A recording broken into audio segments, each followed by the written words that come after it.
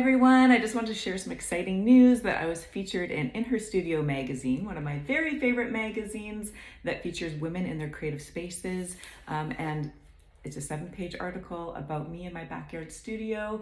I wrote the article and it's about my journey from painting on the little kitchen table in our apartment to my now big, beautiful backyard studio, which I'm so grateful for. So if you want to check out the rest of this video, I'm going to read the article. It's a bit of a longer video, but hopefully worth the watch. I thought we could treat this like a little bit of kindergarten story time, so I thought I would take a seat and do a little reading and show you the pictures as I go.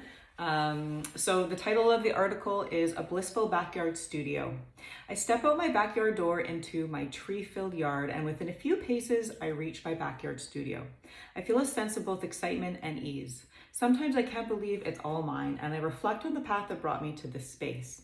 My younger self would have never imagined I would have become a full-time working artist at the backyard studio that provides both a workspace and a place to share my art with my collectors. My journey to become a professional artist with the Blissful Backyard Art Studio was not a typical one. After high school, I had hoped to attend art school, but was encouraged to pursue a more secure job. I received a degree in nursing and worked as an RN for 15 years. When I started creating paintings on my kitchen table, it was just a hobby, and I gave away most of my creations as gifts. In 2007, I was given the opportunity to display my artwork in a local restaurant, and I was pleased and surprised, or should I say shocked, when my paintings started selling. This encouragement gave me the confidence to pursue creating and selling more art. My kitchen table studio moved to a small corner of our spare bedroom. During the years that followed, my nursing hours became fewer, while the time I spent painting and on the art business grew, and eventually I claimed the whole space, the whole spare bedroom, as my studio. In 2018, I took a very calculated plunge and I left the nursing profession to pursue art full-time. This was a challenging decision, as I felt my work as an RN was important, but I hoped I could also make a positive impact on people with my art. My super handy husband converted our backyard shed in Maple Ridge, British Columbia, Canada, into an art studio for me. This was certainly a big moment that made me feel like I had made it in some way. I loved having a space separate from my house because it allowed me to be far more focused on my work. I began setting aside specific studio days when appointments, admin work, etc. were not welcome, only art making. At that time, my studio was just my workspace. It was not really large enough for me to display my originals and reproductions for customers to view. Page 2. During the pandemic, since galleries were closed and events canceled, I began having more art collectors come to my tiny backyard studio space, which sparked an idea to extend my studio to accommodate space for a shop front and gallery as well as my workspace.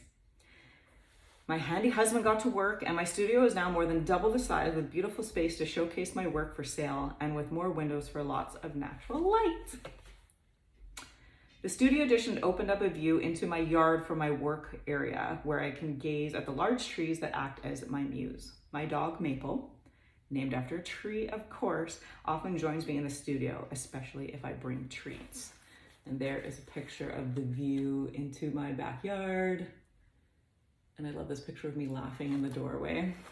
I've certainly never thought I would have a full-size picture in a magazine of me, so that's kind of shocking and cool at the same time. I dedicated at least one day a week to a full-time studio workspace and celebrated as Studio Friday, my favorite day of the week. It's a non-negotiable day of creating. With a cup of tea and my favorite tunes or podcasts, I get to work, oftentimes in the evenings. I work in layers, so I usually have several paintings on the go in various stages, which allows me to choose what stage of my creative process I want to start with. I find this helps me to get to work faster and avoid moments of creative block. With my newer, larger space, I have more room to spread my work out, which I find to be a real benefit to my art making. I love this picture so much because it's a picture of my full studio, and then there's a picture of my husband Ren and I and our dog Maple. One of my favorite decorations in my studio is a clay mask of my own face that I created in 9th grade art class. Even back then, I knew I wanted to be an artist when I grew up, and the mask reminds me how far I've come and that I have reached my childhood dream. Looking back, I am grateful for the many studio spaces I've had, from the kitchen table to the corner of the bedroom and now to my blissful backyard studio. My studio has grown with me alongside my art practice. starting with smaller spaces have truly made me appreciate the studio that I have today. The end. So I'm really grateful for this opportunity to be able to share my work in this magazine. There's the mask that I was talking about that was from my grade 9 art class.